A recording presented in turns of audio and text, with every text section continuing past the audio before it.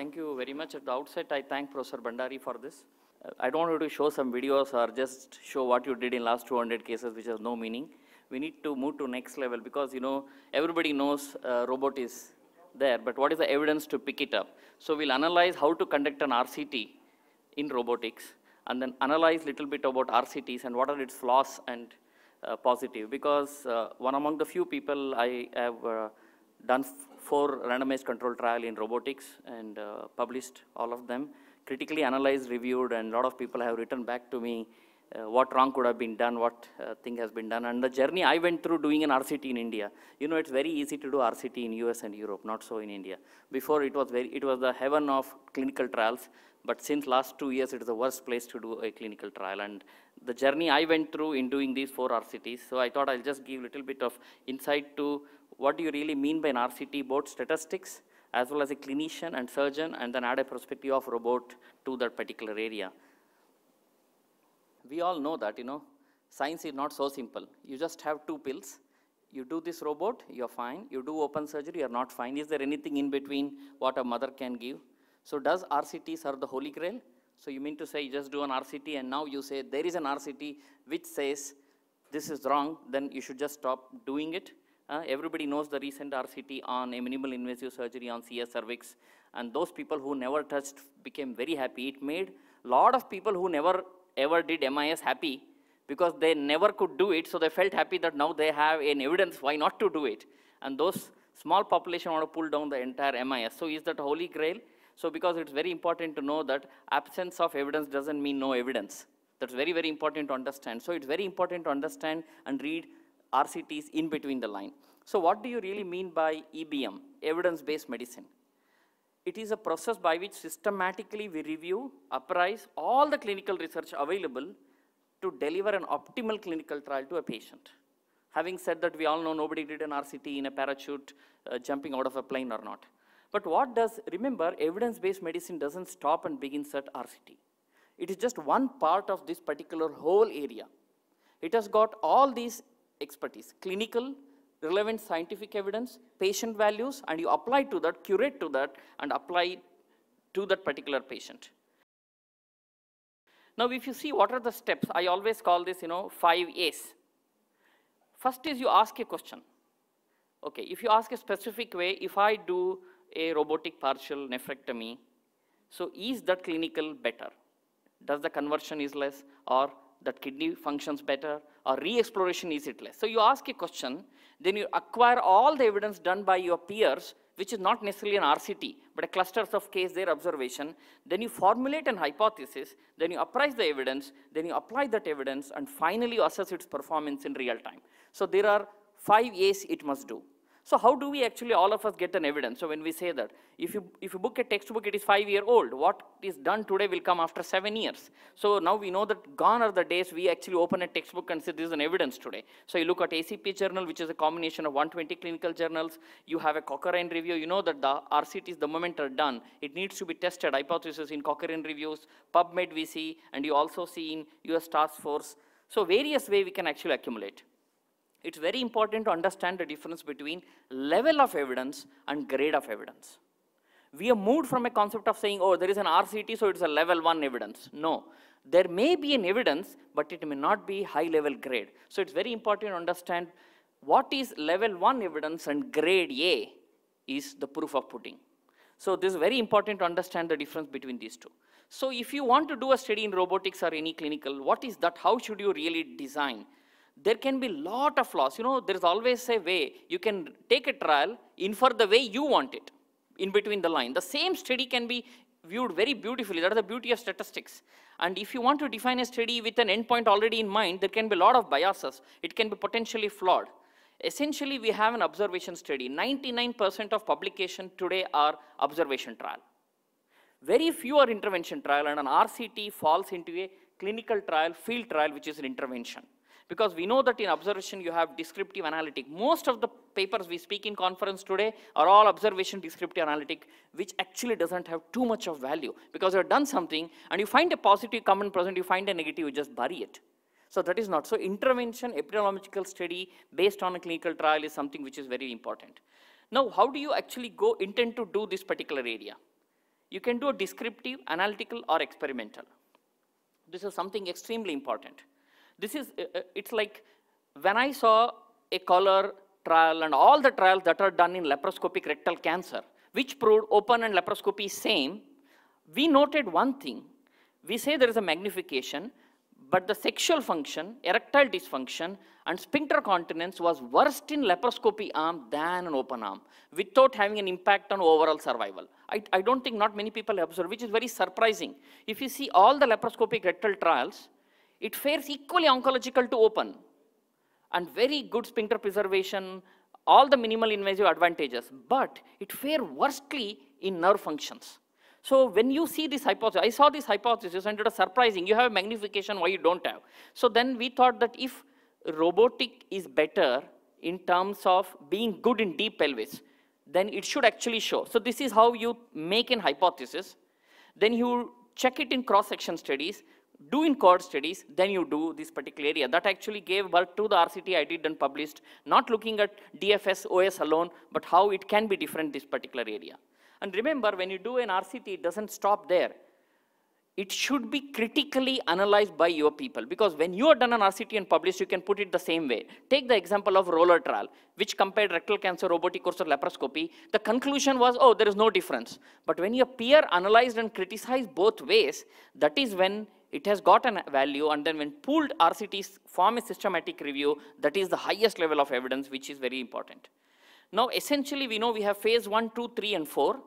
But phase 3 onwards, there has to be an RCT introduced. Phase 1, phase 2, no, because it is just a safety, efficacy, testing of hypothesis. So a phase 3, that's why an open label, double blind, phase 3 RCT is something which is very important. Now there are essentially two main features. You can do a comparative or you can minimize a bias.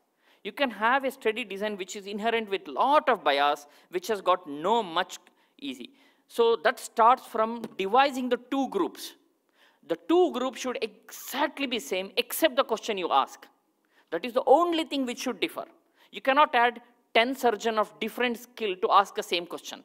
So remove the bias, standardize both groups, everybody, you say that energy device use is at the discretion of the people, adjuvant treatment, discretion of institution, no. When you ask an RCT, only one question should be asked, and that should be the only thing which vary on either side. That's why secondary endpoint, subset analysis in RCT has no value if that was not the primary endpoint, what you do. You started off doing something like, okay, is robotic better than laparoscopy? And say, oh, oncologically it didn't show, but however we found that the patient went home one day early. Don't change the goal sports. So we first see a registry, then we have a clinical studies, then we go at the RCTs. This is done by equal group size, selection bias is removed, and probability is removed. We know that these are the various ways you can do an RCT. Crossover, parallel, split, single-blinded, double-blinded, triple-blind is extremely difficult, but at least you must do a double-blinded study. These are the 6 ways you can have a clinical trial. I'm not going to bore you. I'm going to come to the examples of the robotic RCT and apply these particular things for you to go. We all know that when you have a randomized trial, it should pass through all these phases before it goes for a publication to be reviewed by all the people. Bias. This is the commonest reason the result of an RCT is twisted. Or an RCT is done, it is not accepted because of an inherent bias easily which can creep in. You can have a selection bias. You're looking at a group, suppose you're looking what is the outcome of a now preserving radical prostatectomy, you start enrolling stage 3. Obviously, you're not going to do that, over. So if you have a selection bias in the group, inherently it is gone. Second particular area is confounding biases. There are more than one cause which can limit. Suppose you take a higher T size of the prostate, 30%, 40% of your patients ends up taking a radiation, and then finally you say, okay, I look at long-term erectile dysfunction, already there is a confounding bias. So you must actually select your cases very well, identify there can be only one reason for difference in either side and not in any other way, so remove all the bias. This is a very good paper I recommend everybody to read. This just analyze not organ specific. Integrating a robotic surgery in your surgical, did it have any impact on collaboration and decision making? What is the realistic way? It's very nicely analyzed, very nice to read. You don't have to be, no organ specific surgeon, but this is a very nice too. Not many people actually know the first randomized trial in robot was done in 2003. And the beauty is, I'll tell you how to infer this. They did a renal biopsy of a specific area with robot, with Other arm is a urologist who has completed his training. The final conclusion is, oh, like, both the time you can be same. And the robot was slower than that. But when you really analyzed, 95% of the time, robot hit the same place of biopsy without any mistake, but surgeon took more time. So this is what you're telling. If you don't ask the right question, you can never know it. Surgeon took more time to reach that, but they were not in that area of 1 millimeter, 1 into 1 into 1 millimeter, where you wanted to biopsy. So even though it showed that both were same, the final proper analysis of statistics actually was that the robot might have taken more time, but it is more accurate in touching that same place with minimal attempts. The urologist took more than 3 attempts to touch that area, robot took 1 attempt. So now you see how you can analyze an RCT the way you look at it if you don't ask the right question and if you analyze. Like you take the other example of robot trial. This is one of the few randomized control trial in robotics you have in esophagus.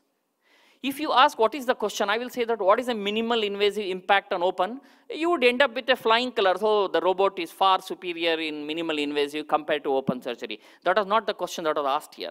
The question asked is what is its clinical outcome in terms of leak and re-exploration and mortality. That is when it showed actually an impact. In thoracic component esophagus, robot had least leaks and less complication and less mortality. So this is something very important for you to understand. Now all the urologists know this randomized control trial which happened in the bladder cancer, which gave a negative way. Oh, robot versus anything, like if you look at it, it is exactly oncologically same. However, the quality of life was only good for first 2 weeks. After that, it didn't make any difference when the patient goes home. So, but not many observed that consistently the surgeon in learning curve harvested significantly higher number of lymph node than the most trained surgeon its counterpart. So if you devise the right question on how to go about this RCC is something which is totally different. Now this is a very nice review and meta-analysis of all the RCTs ever done in robotic surgery versus all the RCTs done in lab. Kindly note, this is not specific to colorectal, gynec, or uro. Somebody who analyzed this beautifully finally found that the only difference on either side in gynec is, in spite of laparoscopy, robotic goes early, but in rectal cancer, conversion was the lowest. Other than these two, they didn't find any advantage in those two. So this is something very nice to analyze when you neutrally look at all the paper. This is an excellent paper. We all know the famous Laros trial, which actually put a death nail and seal to the robotic endometriosis. Because robotic endometriosis is a nightmare. It works opposite of cancer. You go from lateral to medial in gyne-onco, but in endometriosis, you go from medial to lateral. In oncology, you can get away with everything, but in endometriosis, everything has to be preserved. So we thought this is the ideal model for benign gynecology. And this was very well conducted. Look at it. All the institutions, US, UK, Birmingham, multi-centric, multi-surgeon, multi-area, prospective, phase 3, and this didn't show any survival. It's very interesting. I'll discuss with you why it didn't show, because what are the question asked at the beginning, same as the LAC trial which went. Now, if you look at the uro-oncology RCTs done, and then the meta-analysis which was published in Urology Journal, they found that, oh, laparoscopy versus robot, no difference. But actually, one thing they didn't see is the learning curve phase of robotic versus the most advanced strain of laparoscopy, when you actually compare what difference it reached. So this is something very important to know. This is the famous trial Saklani knows. They told, oh, robotic rectal cancer versus laparoscopy by trained surgeon, no impact, roller trial. All the people who didn't have access to robot, who never were doing, felt very happy to do that. You go to any conference, we are best. Oh, you read the roller trial, it showed no difference. Why you want to do robot? But the beauty is nobody wanted to see what is written in the roller trial, including the PI who was biased towards laparoscopy. But the beauty is it showed when you have a male patient, rectal cancer is in low part, conversion was lowest, less than 1% in robotic, very high in open surgery. And now preservation, nerve integrity, and function sphincter position highest. So now imagine if you are not taken blanket, everybody knows, upper rectal tumor, if you do a 2 trial, it is of no use. Imagine if you had just done this trial only for low rectum. It would have been a very good positive trial to know. So that's why right set of patients being used. The classical example is lymph node to do in endometrium or not. 75% of the cases involved in UK were low risk, where there is no lymph node involvement. So you want to ask a question, by doing a lymphadenectomy in endometrium, does it has an impact? And you stuff the patients with 75% of low risk, which are not node involvement, what question will you ask? If you take upper rectum, mid rectum, low rectum, everybody, then there is no impact for you to do. So I have last 3 slides, it's fantastic to read. Actually, I wish you could have read. Why is it that Mercedes-Benz, when it brought the new series of Mercedes, never has to do RCT? Has it done an RCT to its immediate previous model? Please read this BJUI paper. The Mercedes E-Class came, then never did a randomized trial with the previous. We all preview. How is it that people spend more money, including in that they have shown 30% of urologists in US actually purchase. So the same urologists who are demanding a randomized trial against one machine versus other never demanded here, and why we have not reached and how we can go their particular area to do. Now, if you look at the 4 RCTs I did, first RCT I did was in rectal cancer. I will tell you what is the difficulty in doing in India. First, you have to go to your ERB. IRB will chew you if you are doing an RCT. It's an intervention RCT.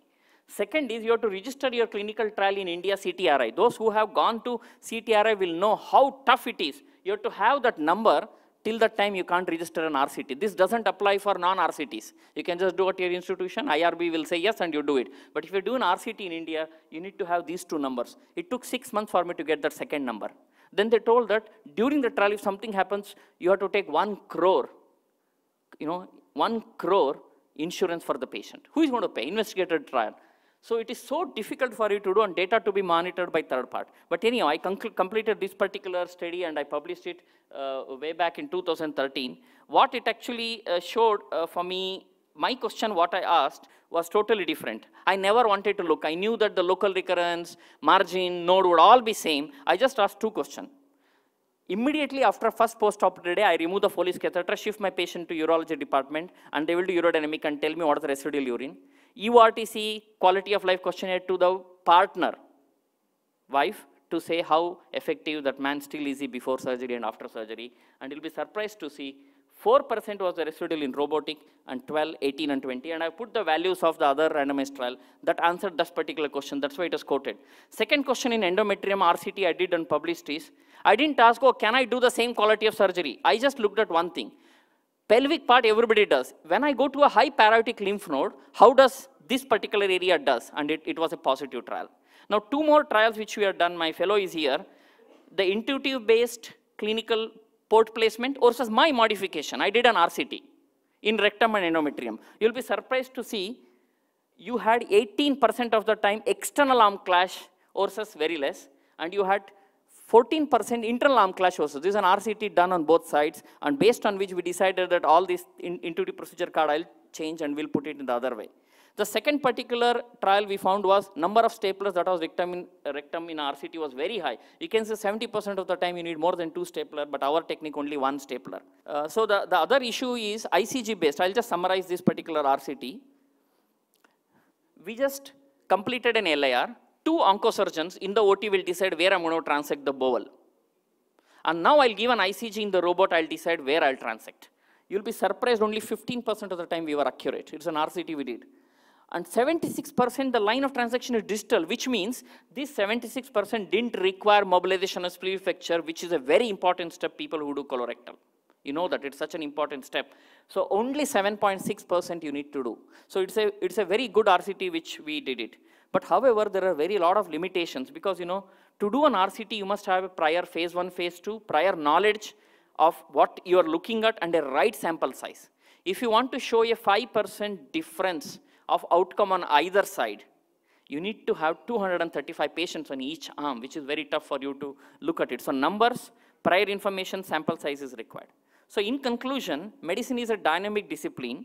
It's very challenging for physician to rely only on evidence-based medicine based on the RCT, and to do this particular RCT is very difficult.